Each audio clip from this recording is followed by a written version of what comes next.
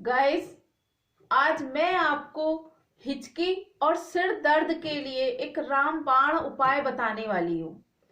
Guys, 2 काली मिर्च ले लीजिए, उसमें सुई से बीच में से छेद कर लीजिए। उस काली मिर्च को आप किसी दिए के ऊपर लगा लीजिए। जब उसमें से जो धुआं निकलता है, उस धुएं को अपनी नाक से ऊपर सांस खींचिए।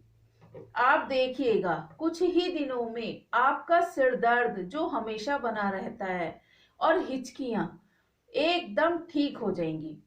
गाइस, मेरा ये वीडियो आपको कैसा लगा?